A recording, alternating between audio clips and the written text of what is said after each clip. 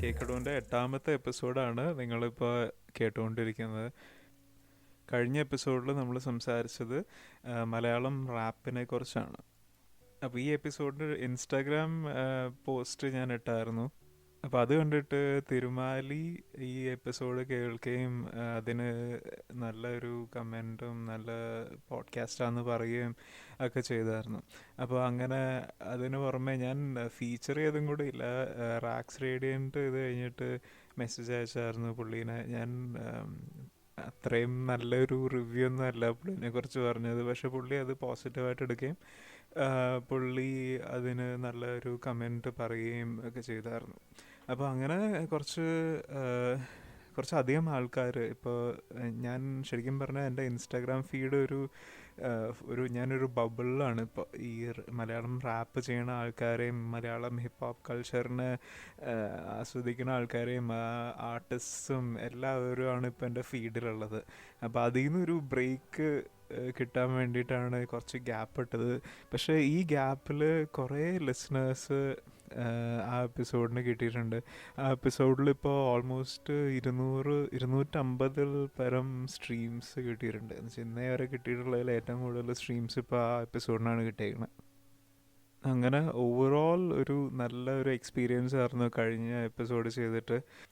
മാത്രമല്ല ആ എപ്പിസോഡ് കഴിഞ്ഞതിന് ശേഷം കുറേ റിലീസസ് ഈ തിരുമാലി ആയിക്കോട്ടെ റാക്സ് റേഡിയൻ്റ് ആയിക്കോട്ടെ കുറേ ആർട്ടിസ്റ്റ്സ് കുറേ റിലീസസ് കുറേ അവരുടെ പുതിയ ഇൻഡിപെൻഡൻറ്റ് ക്രിയേഷൻസ് അവർ ഷെയർ ചെയ്തായിരുന്നു. അവർ ചിലതൊക്കെ എനിക്ക് പേഴ്സണലി മെസ്സേജ് അയച്ചിട്ടുണ്ടായിരുന്നു. എസ്പെഷ്യലി ഞാൻ ആ പോഡ്കാസ്റ്റിൽ മെൻഷൻ ചെയ്യാണ്ട് പോയ ഒരാളാണ് നൊമാഡിക് വോയിസ്. പുള്ളിയും അതിൽ പിന്നെ ഒരുപാട് മ്യൂസിക് റിലീസ് ചെയ്തിട്ടുണ്ട്, കുറേ കൊളാബറേഷൻസിലൊക്കെ ആയിട്ട്. അങ്ങനെ ഇവർക്ക് ഇപ്പോൾ കുറേ അറ്റൻഷൻ കിട്ടി തുടങ്ങിയിട്ടുണ്ട്. എന്ന് വെച്ചാൽ ഞാൻ പോഡ്കാസ്റ്റ് ചെയ്തുകൊണ്ടൊന്നുമല്ല, പക്ഷേ ഇവർക്ക് ഓൾറെഡി ഒരു അറ്റൻഷൻ ഉണ്ടായിരുന്നു. പക്ഷേ അത് ഞാൻ പേഴ്സണലി എക്സ്പീരിയൻസ് ചെയ്യാൻ തുടങ്ങിയത് ആ പോഡ്കാസ്റ്റ് ചെയ്ത് കഴിഞ്ഞിട്ട് ഞാൻ ഈ നേരത്തെ പറഞ്ഞ ആ ബബിളിൻ്റെ ഉള്ളിൽ ഇങ്ങനെ ട്രാപ്പായപ്പോഴാണ്. ഇവരുടെ സ്റ്റോറീസും ഇവരുടെ ഫീഡുമാണ് ഞാൻ കൂടുതലും കണ്ടുകൊണ്ടിരിക്കുന്നത് ഇപ്പോൾ ഇൻസ്റ്റാഗ്രാമിൽ. അപ്പോൾ അതിൽ നിന്നുള്ളൊരു എസ്കേപ്പ് എന്നുള്ളൊരു വിധത്തിലാണ് കുറച്ചും കൂടെ ബ്രോഡർ ഓഡിയൻസിനെ കിട്ടാനായിട്ടാണ് കുറച്ചും കൂടെ വേറെ ടോപ്പിക്കിലേക്ക് ഈ പോഡ്കാസ്റ്റിൽ ഇന്നത്തെ എപ്പിസോഡിൽ ഞാൻ സംസാരിക്കാൻ പോണത്.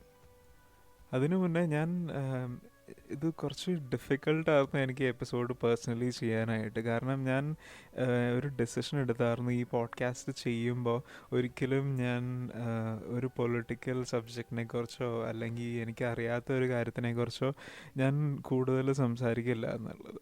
പക്ഷേ ഇപ്പോൾ എനിക്ക് ആ റൂള് ബ്രേക്ക് ചെയ്യേണ്ടി വരികയാണ്. ഇപ്പം ഞാൻ പറയുകയാണെങ്കിൽ നമ്മുടെ നാട്ടിൽ കുറേ പൊളിറ്റിക്കൽ ഇഷ്യൂസ് കിടക്കുന്നുണ്ട്, റിലീജിയസ് ഇഷ്യൂസ് കിടക്കുന്നുണ്ട്, JNUയുടെ പ്രശ്നമുണ്ടായി, മറ്റേ സിറ്റിസൺഷിപ്പിൻ്റെ ഇഷ്യൂ ഉണ്ടായി, അങ്ങനെ കുറേ കാര്യങ്ങൾ. പക്ഷെ ഞാൻ ഇതിനെക്കുറിച്ചൊന്നും സംസാരിക്കുന്നില്ല എന്ന് ഡിസൈഡ് ചെയ്തത് എനിക്കൊന്നല്ലെങ്കിൽ അതിനെക്കുറിച്ച് കൂടുതൽ അറിയാത്തതുകൊണ്ടോ എൻ്റെ ഇൻട്രസ്റ്റ് അതിലല്ലാത്തതുകൊണ്ടോ അല്ലെങ്കിൽ ഞാൻ വളർന്നു വന്ന സിറ്റുവേഷൻസ് എന്നെ ഏതെങ്കിലും തരത്തിൽ ഈ ടോപ്പിക്സിനോടുള്ള അപ്രോച്ചിൽ ഒരു ബയസ് വരുത്തുമോ എന്നുള്ളൊരു പേടി കൊണ്ടൊക്കെയാണ് ഞാൻ അതിനെക്കുറിച്ച് സംസാരിക്കാത്തത്. അപ്പോൾ ഇപ്പോൾ കൊറോണ വൈറസ് വന്നപ്പോൾ ഞാൻ എനിക്ക് ഡൗട്ടായിരുന്നു ഞാൻ പറയുന്ന കാര്യങ്ങൾ ശരിയാവുമോ അല്ലയോ എന്നുള്ളത്. അപ്പോൾ പക്ഷേ എനിക്ക് ഒരു റീസണബിളി ട്രസ്റ്റ് വർത്തി എന്ന് പറയാൻ പറ്റുന്ന ഒരു സയൻറ്റിസ്റ്റിൻ്റെ ഫീഡ് ഈ ഇടയ്ക്ക് കാണാൻ പറ്റുകയും അപ്പോൾ അതിലൂടെ എനിക്ക് കുറച്ചും കൂടെ നോളജ് അക്യുമുലേറ്റ് ചെയ്യാൻ പറ്റുകയും അതുകൊണ്ട് അത് നിങ്ങളിലേക്ക് ഷെയർ ചെയ്യാമെന്നുള്ളൊരു മെൻറ്റാലിറ്റിയിലേക്ക് ഞാൻ എന്നെ തന്നെ കൺവിൻസ് ചെയ്യിക്കുകയും ചെയ്തതിൻ്റെ ആഫ്റ്റർ എഫക്റ്റാണ് ഈ എപ്പിസോഡ്. അപ്പോൾ ഈ എപ്പിസോഡിൽ സംസാരിക്കാൻ പോകുന്നത് കൊറോണ വൈറസിനെ കുറിച്ചും അതിൻ്റെ ഒറിജിൻസിനെ കുറിച്ചും അതിനെ സറൗണ്ട് ചെയ്തിരിക്കുന്ന ഈ മാസ് ഹിസ്റ്ററിയെ കുറിച്ചും അതിന് പ്രിക്കോഷൻസിനെ കുറിച്ചും എന്താണ് അതിൻ്റെ ഒരു ഫ്യൂച്ചർ എന്നൊക്കെ മനസ്സിലാക്കാനായിട്ടുള്ളൊരു എപ്പിസോഡ് പോലെയാണ് ഞാനത് ചെയ്യണത്. ഈ എപ്പിസോഡ് ഒരു കോംപ്രിഹെൻസീവ് എപ്പിസോഡാണെന്ന് ഞാൻ വാദിക്കുന്നില്ല. ഇത് എനിക്ക് കിട്ടിയിട്ടുള്ള ഇൻഫർമേഷൻ ഞാൻ അതേപടി ഷെയർ ചെയ്യാന്നുള്ള മാത്രമാണ് ഉദ്ദേശിച്ചിട്ടുള്ളൂ. ജേക്കബ് കാൻഫീൽഡ് എന്നും പറഞ്ഞ് ഒരു ന്യൂറോളജിസ്റ്റും ഒരു ബയോളജിസ്റ്റും ആയിട്ടുള്ള ഒരാളുണ്ട്. പുള്ളി ഡേറ്റ വെച്ച് നമ്മൾക്ക് സോഴ്സസ് ഇൻക്ലൂഡിങ് ആയിട്ട് പുള്ളി ഒരു പോസ്റ്റ് ഈ ഇടയ്ക്ക് ട്വിറ്ററിൽ ഇടുകയുണ്ടായി. അപ്പോൾ ആ ഫീഡിനെ ബേസ് ചെയ്തിട്ടാണ് ഈ പോഡ്കാസ്റ്റ്. അപ്പോൾ ഞാൻ ഈ പോഡ്കാസ്റ്റിൽ പറയുന്നതിൻ്റെ സോഴ്സ് എന്ന് പറയുന്നത് പുള്ളിയാണ്. പിന്നെ അതിന് പുറമെ വോക്സ് എന്ന് പറഞ്ഞൊരു യൂട്യൂബ് ചാനൽ, ഒരു മീഡിയ ഗ്രൂപ്പുണ്ട്. അവരുടെ ഈ ഇടയ്ക്ക് അവരുടെ ഒരു വീഡിയോ ഉണ്ടായിരുന്നു. അപ്പോൾ ആ വീഡിയോനെ ബേസ് ചെയ്തിട്ടും കൂടിയാണ് ഈ എപ്പിസോഡിലേക്കുള്ള കണ്ടൻറ്റ് പ്രിപ്പയർ ചെയ്തേക്കുന്നത്. അപ്പോൾ ഈ വൈറസിനെ കുറിച്ച് ആദ്യം തന്നെ കേൾക്കുമ്പോൾ നമ്മൾ അതിൻ്റെ പേരിനെ കുറിച്ചാണ് ആലോചിക്കുന്നത്. അപ്പോൾ ഈ പേര് എവിടെ നിന്നാണ് ഒറിജിനേറ്റ് ചെയ്തേക്കുന്നത്? പേര് ഒറിജിനേറ്റ് ചെയ്തിരിക്കുന്നത് ഒരു ലാറ്റിൻ ടേം എന്നാണ്. ക്രൗൺ എന്നാണ് കൊറോണയുടെ ലാറ്റിൻ ടു ഇംഗ്ലീഷ് ട്രാൻസ്ലേഷൻ. അപ്പോൾ ഈ പേര് വരാനുണ്ടായ കാരണം എന്താണെന്ന് പറഞ്ഞാൽ അതിൻ്റെ ഷേപ്പ് തന്നെയാണ്. അതിന് കൊറോണ വൈറസ് എന്ന് പറഞ്ഞ ക്ലാസ് ഓഫ് വൈറസസിനെ എന്തെങ്കിലും ഇമേജിങ് ടെക്നീക്സ് വെച്ച് അനലൈസ് ചെയ്യുമ്പോൾ, അതായത് ഇപ്പോൾ ഇലക്ട്രോൺ മൈക്രോസ്കോപ്പി അല്ലെങ്കിൽ ടോമോഗ്രഫി, അങ്ങനെ കുറേ മെത്തേഡ്സ് ഉണ്ട് ഈ വൈറസിനെ ഇമേജ് ചെയ്യാനായിട്ട്. അപ്പോൾ അങ്ങനെ ഇമേജ് എടുത്ത് നോക്കുമ്പോൾ ഈ വൈറസിൻ്റെ ഷേപ്പ് എന്ന് പറഞ്ഞാൽ ഒരു എന്താ പറയുക, ഒരു സീ അർച്ചിൻ പോലെയാണ്. നമ്മൾ കണ്ടിട്ടുണ്ടാവും ഒരു ജീവി അതിൻ്റെ ചുറ്റും ഇങ്ങനെ മുള്ളു പോലത്തെ ഒരു സ്പൈക്സ് ഉള്ള കടലിൽ ജീവിക്കുന്ന ഒരു ജന്തുവാണ് ഈ. അപ്പോൾ ആ മുള്ളെന്ന് പറയണത് കുറേ പ്രോട്ടീൻ സ്ട്രക്ചറും അതിൻ്റെ ഉള്ളിൽ ഈ ഷെല്ലിൻ്റെ ഉള്ളിൽ ഉള്ളത് ഇതിൻ്റെ ജനറ്റിക് മെറ്റീരിയലുമാണ് ഈ വൈറസിൻ്റെ. അപ്പോൾ അങ്ങനെ അനലൈസ് ചെയ്ത് കിട്ടിയ ഇൻഫർമേഷൻ വെച്ചിട്ട് ഈ പ്രോട്ടീൻ്റെ സ്ട്രക്ചർ, പുറമേയുള്ള പ്രോട്ടീൻ്റെ സ്ട്രക്ചർ ഒരു ക്രൗൺ പോലെയാണ്. അപ്പോൾ അതുകൊണ്ട് കൊറോണ എന്നുള്ള പേര് യൂസ് ചെയ്തു എന്നുള്ളതാണ് അതിൻ്റെ റീസൺ. പക്ഷേ ഈ പേര് ഇങ്ങനെ ആൾക്കാരുകളിലേക്ക് എത്തുന്നതിന് മുമ്പ് ഇതിനെ വിളിച്ചുകൊണ്ടിരുന്നത് ചൈന വൈറസ് എന്നും വുഹാൻ വൈറസ് എന്നൊക്കെയാണ്. അത് ശരിക്കും ഒരു റേസിസ്റ്റ് ടേമാണ്, ഒരു ഡിസ്ക്രിമിനേറ്ററി ടേം പോലെയാണ് എനിക്ക് ഫീൽ ചെയ്തിട്ടുള്ളത്. അത് അങ്ങനെ തന്നെയാണ് ഈ WHO ഫീൽ ചെയ്തത്. അപ്പോൾ WHO എന്താ ചെയ്തതെന്ന് പറഞ്ഞാൽ, അപ്പോൾ ഇങ്ങനത്തെ കുറേ ഡിസ്ക്രിമിനേഷനും റീജിയൻ വെച്ചിട്ടും ആൾക്കാരെ വെച്ചിട്ടും റേസ് വെച്ചിട്ടും കുറേ ഡിസ്ക്രിമിനേഷൻസ് ഇവർക്ക് ഫീൽ ചെയ്ത് തുടങ്ങിയപ്പോൾ ഇവർ ആ വൈറസിനൊരു ഡെഫിനറ്റീവ് പേരിടാമെന്ന് തീരുമാനിച്ചു. എന്നിട്ട് അവർ അതിനെ COVID-19 എന്ന് വിളിക്കുകയുണ്ടായി. കോവിഡിനകത്ത് എന്നുള്ളത് കൊറോണ എന്നും വി എന്നുള്ളത് വൈറസും പിന്നെ ഡി എന്നുള്ളത് ഡിസീസും. അപ്പോൾ കൊറോണ വൈറസ് ഡിസീസ് 19 എന്നുള്ളത് 2019 ഉണ്ടായ ഒരു ജനറ്റിക് മ്യൂട്ടേഷനിലുണ്ടായ വൈറസ് എന്നുള്ള ഒരു അടിസ്ഥാനത്തിലാണ് COVID-19 എന്നുള്ള പേര് ഡിസൈഡ് ചെയ്തത്. അപ്പോൾ ഈ കൊറോണ വൈറസ് എന്ന് ഞാൻ പറഞ്ഞു, ഇതൊരു ക്ലാസ് ഓഫ് വൈറസസ് ആണ്. ഇതിനു മുമ്പും നമ്മൾ കണ്ടിട്ടുണ്ട് ആനിമൽസിൽ, പിന്നെ ചില കേസുകളിൽ ഹ്യൂമൻസിലേക്കും വന്നിട്ടുണ്ട്. അതായത് ഇപ്പോൾ സാർസ്, മേഴ്സ്, അങ്ങനെ കുറേ കേസസ് ഇതിനു മുമ്പും 2003 സാർസ് ഉണ്ടായത്. അന്നേരം ഓൾമോസ്റ്റ് 700 to 800 ആൾക്കാർ മരിക്കുകയുണ്ടായി. അപ്പോൾ അതിനുശേഷം ഇപ്പോൾ ഇത്രയും നാളുകൾക്ക് ശേഷമാണ് ഇപ്പോൾ കൊറോണ വൈറസ് പിന്നെ വേറൊരു മ്യൂട്ടേറ്റഡ് ഫോമിലേക്ക് ഇപ്പോൾ വന്നിരിക്കുന്നത്. അപ്പോൾ അതുകൊണ്ട് ആ മ്യൂട്ടേറ്റഡ് ഫോമിനെ ഇവർ വിളിക്കുന്ന പേരാണ് COVID-19. എങ്ങനെയാണ് ഞാൻ നേരത്തെ പറഞ്ഞു ഈ വൈറസ് അനിമൽസിലാണ് പണ്ട് തൊട്ടേ കണ്ടിട്ടുള്ളത്, എങ്ങനെയാണ് ഹ്യൂമൻസിലേക്ക് എത്തുന്നത്? ഇപ്പോൾ സാർസ്, മെർസ്, ഇപ്പോൾ കൊറോണ, COVID-19 ഇതെല്ലാം ഇപ്പോൾ ഹ്യൂമൻസിലേക്ക് എത്തി. ഇങ്ങനെ എത്താൻ കാരണം എന്ന് പറഞ്ഞാൽ നമ്മൾ ആനിമൽസുമായിട്ട് കൂടുതൽ എക്സ്ചേഞ്ചസ് നടക്കുന്നതുകൊണ്ടാണ്. അപ്പോൾ ഈ സാർസിൻ്റെ കേസിൽ ചൈനയിലുള്ള ഒരു പട്ടണത്തിൽ തന്നെയാണ് ഇതുപോലെ തന്നെ ഒരു വെറ്റ് മാർക്കറ്റ് എന്ന് പറയും, വുഹാനിലെ ഒരു വെറ്റ് മാർക്കറ്റിൽ നിന്നാണ് ഈ COVID-19 സ്റ്റാർട്ട് ചെയ്തതെന്ന് സയൻറ്റിസ്റ്റ് കണ്ടുപിടിക്കുകയുണ്ടായി. അപ്പോൾ അതുപോലെ തന്നെ സാർസ് ജനറേറ്റ് ചെയ്തത് ഇതുപോലെ തന്നെ ഒരു വെറ്റ് മാർക്കറ്റിലാണ്, വേറൊരു സിറ്റിയിൽ. അപ്പോൾ ഈ വെറ്റ് മാർക്കറ്റ്സിൻ്റെ പ്രത്യേകത എന്താണെന്ന് പറഞ്ഞാൽ ഈ അനിമൽസും ഹ്യൂമൻസും ക്ലോസ് കോണ്ടാക്റ്റിലാണ്. മാത്രമല്ല ഈ അനിമൽസ് തമ്മിലുള്ള ഡിസീസ് എക്സ്ചേഞ്ച് നടക്കാനും കൂടുതൽ ചാൻസസ് ഉണ്ട് വെറ്റ് മാർക്കറ്റ്സിൽ. വെറ്റ് മാർക്കറ്റ്സ് എന്ന് പറഞ്ഞാൽ നമ്മളിപ്പോൾ ഞാൻ എറണാകുളത്ത് ഉണ്ടായിരുന്നപ്പോൾ ചമ്പക്കര മാർക്കറ്റിൻ്റെ സ്റ്റേഷനുണ്ട്. ചമ്പക്കര പേട്ട കഴിഞ്ഞിട്ട് അടുത്ത സ്റ്റേഷനാണ് ചമ്പക്കര. അപ്പോൾ അവിടെ ബസ് ഇറങ്ങുമ്പോൾ ഫുൾ മീനിൻ്റെ മണമാണ്. അവിടെ ബസ് ഇറങ്ങേണ്ട ആവശ്യമില്ല, ബസ്സിൽ തന്നെ ഇരുന്നാലും മതി. ഫുൾ മീനിൻ്റെ മണമൊക്കെയാണ്. അതൊരുമാതിരി ഒരു വെറ്റ് മാർക്കറ്റ് പോലെയാണ്, പക്ഷേ അവിടെ മീൻ മാത്രം കിട്ടുന്ന ഒരു വെറ്റ് മാർക്കറ്റ്. അപ്പോൾ ലൈവ് ആനിമൽസിനെ കൊന്ന് ആൾക്കാർക്ക് തിന്നാൻ കൊടുക്കുന്ന ഒരു പരിപാടിയാണ് ഈ വെറ്റ് മാർക്കറ്റ് എന്ന് പറഞ്ഞാൽ. അപ്പോൾ ഈ ചൈനയിലെ വെറ്റ് മാർക്കറ്റിൻ്റെ പ്രത്യേകത എന്ന് പറഞ്ഞാൽ അവിടെ കുറേ ടൈപ്സ് ഓഫ് ആനിമൽസ് ഉണ്ട്. ഇപ്പോൾ അവിടുത്തെ ചൈനീസ് ഗവൺമെൻറ് ആനിമൽസിനെ നാച്ചുറൽ റിസോഴ്സസ് ആയിട്ട് പ്രഖ്യാപിക്കുകയുണ്ടായി 1980s എന്നാണ്.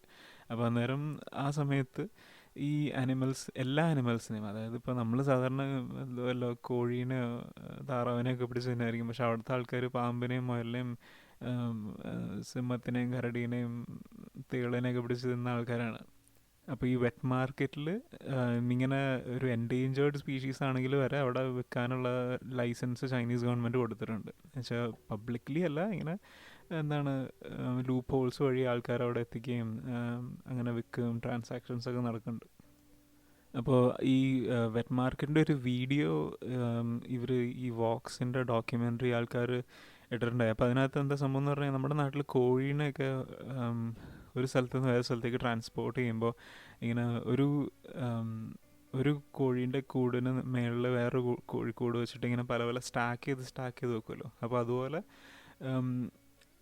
ഈ കേസിൽ വെറും കോഴികളാണെങ്കിൽ അവിടെ കോഴികൾ അതിൻ്റെ മുകളിൽ ചിലപ്പോൾ ബാറ്റ്സ് ആയിരിക്കും, അതിൻ്റെ മുകളിൽ ചിലപ്പോൾ പരുന്തായിരിക്കും.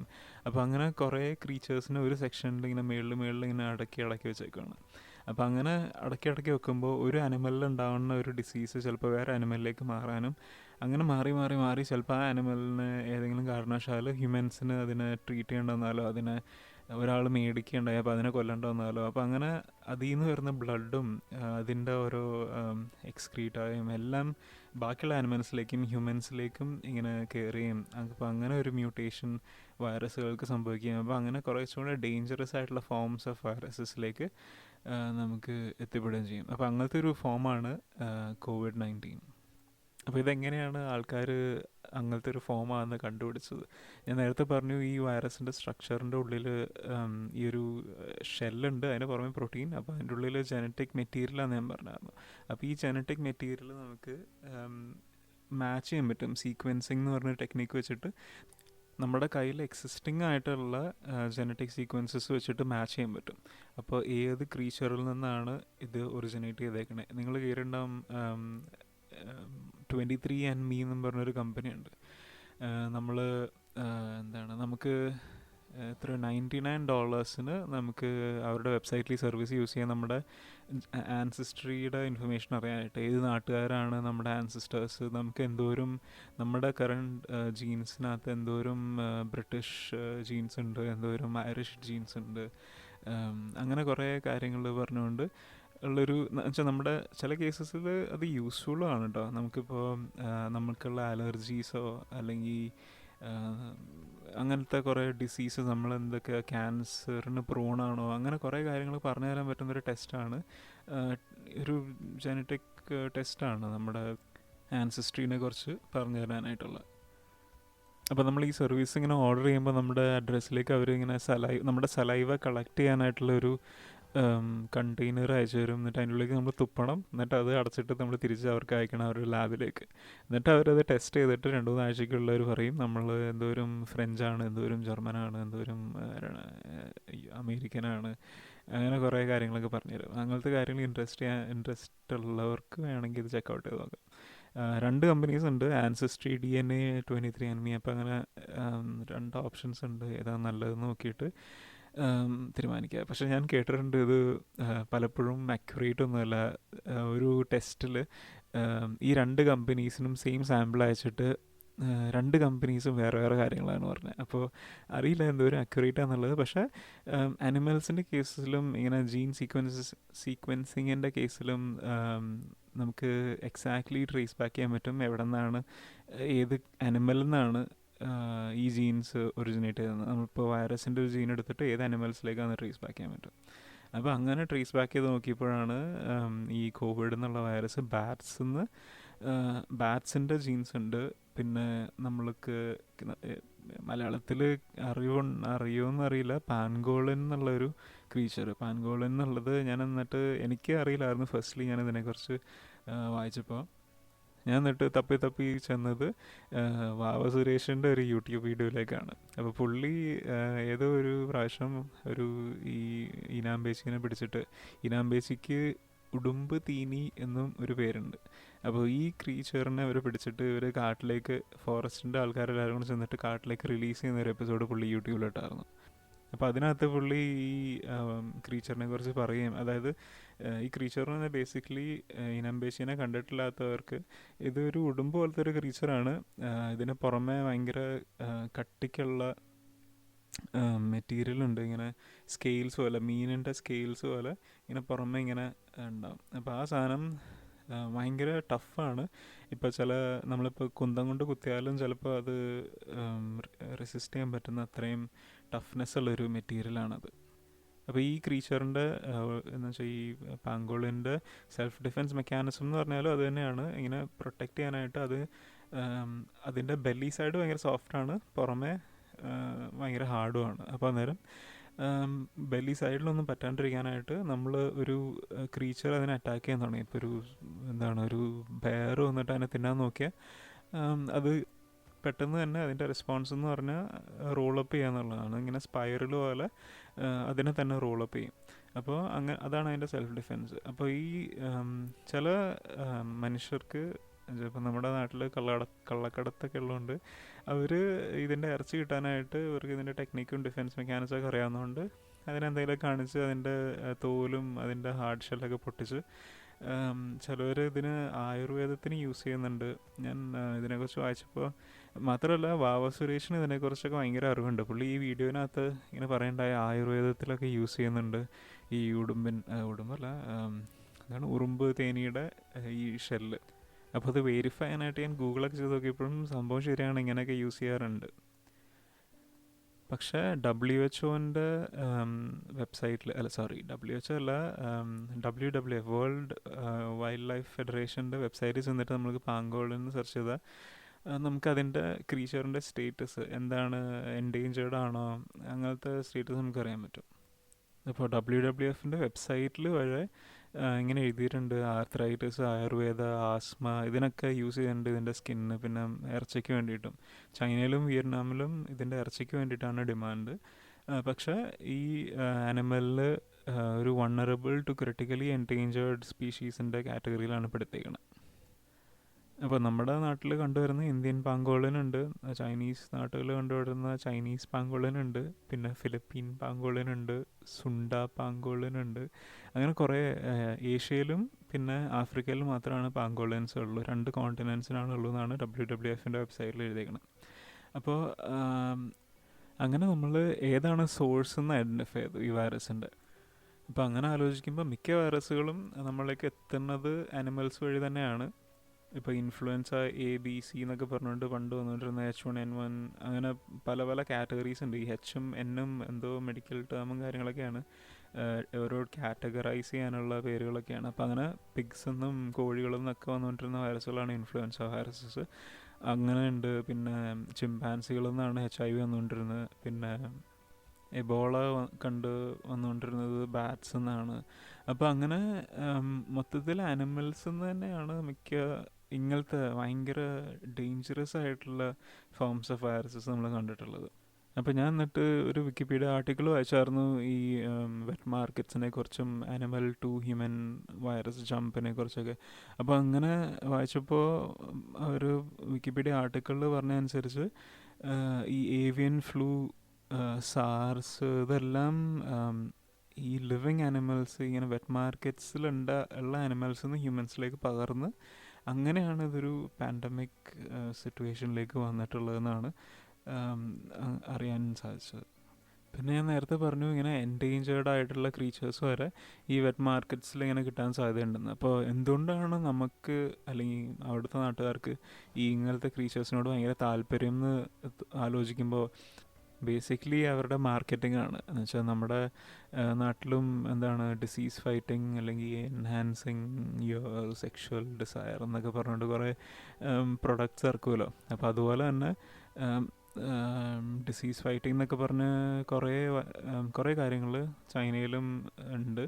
കുറേ സ്യൂഡോ സയൻസും കുറേ ഫോക്ക് റെമഡീസും അങ്ങനെ കുറേ കാര്യങ്ങൾ അവിടെ ഉണ്ട്. അപ്പോൾ അങ്ങനെ ഈ ക്രീച്ചേഴ്സിന്, പാമ്പുകൾ, റെപ്റ്റൈൽസ്, റൈനോസ്, ടൈഗേഴ്സ്, ഇവർക്കൊക്കെ ഡിമാൻഡ് വന്നു തുടങ്ങി ചൈനയിൽ. അപ്പം അങ്ങനെ പിന്നെ ഇവർക്ക് നല്ല പ്രൈസും ചാർജ് ചെയ്യാം. ഇവരുടെ മെയിൻ കസ്റ്റമേഴ്സ് എന്നുള്ളത് റിച്ച് ആൾക്കാരാണ്. ഇവർ വിൽക്കുന്ന ആൾക്കാർ ഭയങ്കര പാവപ്പെട്ടവരുമായിരിക്കും. അപ്പോൾ അങ്ങനെ ഒരു സ്പെസിഫിക് ക്ലാസ് ഓഫ് സിറ്റിസൻസിൻ്റെ ഡിമാൻഡ് മീറ്റ് ചെയ്യാനായിട്ട് ഈ ചൈനീസ് ഗവൺമെൻറ് നടത്തിയ ചില പൊളിറ്റിക്കൽ ഡിസിഷൻസാണ് ഇപ്പോൾ ബേസിക്കലി ഈ വൈറസ് ട്രാൻസ്ഫർ എളുപ്പത്തിലാക്കിയേക്കണത്. WHO ഇപ്പോഴും ഈ COVID-19 ഒരു ഗ്ലോബൽ ഹെൽത്ത് എമർജൻസി എന്ന് മാത്രമാണ് അഡ്രസ്സ് ചെയ്തിട്ടുള്ളത്. ഇതിനൊരു പാൻഡമിക് സ്റ്റേജിലേക്ക് എത്തിച്ചിട്ടില്ല. പാൻഡമിക് എന്ന് പറഞ്ഞാൽ ഒരു എപ്പിഡമിക് ഡിസീസാണ്. അത് വലിയൊരു പല സ്ഥലങ്ങളിലേക്ക്, ഒരു വലിയ ഏരിയയിലേക്ക് സ്പ്രെഡ് ചെയ്യുമ്പോഴാണ് അതിന് പാൻഡമിക് ആയിട്ട് അനൗൺസ് ചെയ്യണത്. അപ്പോൾ ഇപ്പോഴും WHO എനിക്ക് തോന്നുന്നു ഒരു ആൾക്കാരിൽ പാനിക് എത്താണ്ടിരിക്കാനായിട്ട് ഇങ്ങനെ പാനിക് വരുമ്പോൾ ആൾക്കാർ കടയിൽ ചെന്നിട്ട് മാസ് ഷോപ്പിങ്ങും സാധനങ്ങളുടെ പ്രൈസ് കൂടാൻ സാധ്യതയും അങ്ങനെ കുറേ കാര്യങ്ങളൊക്കെ കൺസേണിൽ എടുത്തുകൊണ്ടായിരിക്കും എനിക്ക് തോന്നുന്നു WHO അങ്ങനെ ഒരു ഡിസിഷൻ എടുത്തത്. അപ്പോൾ ഇങ്ങനെ മൃഗങ്ങളിൽ നിന്ന് മനുഷ്യരിലേക്ക് വരുന്ന ഈ വൈറസിനെ അല്ലെങ്കിൽ ഈ പ്രോസസ്സിനെ മെഡിക്കലി ആൾക്കാർ വിളിക്കുന്ന സ്പിൽ ഓവർ എന്നാണ്. അപ്പോൾ ഈ സ്പിൽ ഓവർ ഇപ്പോൾ ഇവോൾവ് ചെയ്തിട്ട് ഇപ്പോൾ ഇങ്ങനെ ഈ വൈറസ് മനുഷ്യരിലേക്ക് എത്തിയിട്ട് 2 ടൈപ്പ് ഓഫ് സിവിയറിറ്റി ഡെവലപ്പ് ചെയ്തിട്ടുണ്ട്. ഒരു മൈൽഡ് ടൈപ്പ് ഓഫ് കൊറോണ വൈറസും ഉണ്ട്, ഒരു സിവിയർ ടൈപ്പ് ഓഫ് കൊറോണ വൈറസും ഉണ്ട്. അപ്പോൾ ഈ മൈൽഡ് കേസസ് ചൈനയ്ക്ക് പുറത്തും ചൈനേൻ്റെ ഉള്ളിലാണ് മിക്ക സിവിയർ കേസസും റിപ്പോർട്ട് ചെയ്തിട്ടുള്ളത്. ഈ വൈറസ് പിടിപെട്ടാൽ ചില കേസുകളിൽ ആൾക്കാർക്ക് സിംറ്റംസ് വരെ കാണിക്കില്ല എന്നാണ് റിപ്പോർട്ട് ചെയ്തേക്കുന്നത്. അപ്പോൾ ചില ആൾക്കാരിൽ സിംറ്റംസ് കാണിക്കും. അപ്പോൾ ഈ സിംറ്റംസ് 98% ഫീവറാണ്, പിന്നെ 55% ബ്രീത്തിങ് ട്രബിളും ലോ ഓക്സിജൻ കാരണം ഉണ്ടാകുന്ന ട്രബിൾസും ആണ്. പിന്നെ 76% ആണ് കഫ് റിപ്പോർട്ട് ചെയ്തിട്ടുള്ള പേഷ്യൻസിൽ. പിന്നെ മസിൽ പെയിനും പിന്നെ വയ്യായ്മയും ഫീൽ ചെയ്യുന്ന 44% ഉണ്ട്. അപ്പോൾ ഈ നമ്പേഴ്സ് ഞാൻ റിപ്പോർട്ട് ചെയ്യുന്നത് ഒരു സ്റ്റഡിയിൽ നിന്നാണ്, പബ്ലിഷ്ഡ് പേപ്പേഴ്സ് നിന്നാണ്. ഞാൻ നേരത്തെ പറഞ്ഞ പോലെ ജേക്കബ് കാൻഫീൽഡ് എന്നും പറഞ്ഞ ഒരു സയൻറ്റിസ്റ്റിൻ്റെ ഫീൽഡിൽ നിന്നാണ് ഞാൻ ഈ നമ്പേഴ്സ് ബോറോ ചെയ്തിട്ടുള്ളത്. ഈ മൈൽഡ് കേസസ് റിപ്പോർട്ട് ചെയ്യുമ്പോൾ അവർക്ക് ഒരു അസംഷൻ ഉണ്ടാവാൻ സാധ്യതയുണ്ട്. നമുക്കിപ്പോൾ ഫ്ലൂ സീസണാണ്, അതുകൊണ്ട് ഒരു മൈൽഡ് ഫ്ലൂ വന്നതായിരിക്കും എന്നുള്ളത്. അപ്പോൾ നമുക്ക് എന്തെങ്കിലും കാരണവശാൽ എന്തെങ്കിലും ഒരു തളർച്ചയോ അല്ലെങ്കിൽ ചുമയോ പനിയൊക്കെ വന്ന് നമ്മൾ ഡോക്ടറെ ചെന്ന് കണ്ട് കാര്യം പറയുക. അതാണ് നമുക്കിപ്പോൾ ചെയ്യാൻ പറ്റുള്ളൂ. ഇത് ഇന്ത്യയിലെ കേസ്. പക്ഷേ ഫ്രാൻസിൽ, ഇപ്പം ഞാൻ നിൽക്കുന്നത് ഫ്രാൻസിലാണ്. അപ്പോൾ അതുകൊണ്ട് തന്നെ ഇവിടുത്തെ പബ്ലിക് സർവീസ് അനൗൺസ്മെൻ്റ് അനുസരിച്ച് ഞാൻ ഡോക്ടറെ വിളിക്കാനോ അല്ലെങ്കിൽ ഡോക്ടറെ ചെന്ന് ഒരു ജനറൽ ഫിസിഷ്യനെ ചെന്ന് കാണാൻ പാടുകയോ ചെയ്യാൻ പാടില്ല. കാരണം എന്ന് പറഞ്ഞാൽ ജനറൽ ഫിസിഷ്യൻ ആകുമ്പോൾ വേറെ ആൾക്കാർ ആ റൂമിലിരിക്കേണ്ടാവും. അവർക്ക് ഞാൻ ചിലപ്പോൾ ഇൻ കേസ് എനിക്ക് കൊറോണ വൈറസ് ആണെങ്കിൽ ഞാൻ അവർക്ക് ആ വൈറസ് ട്രാൻസ്മിറ്റ് ചെയ്യുമോ എന്നുള്ളൊരു പേടി കാരണമാണ്.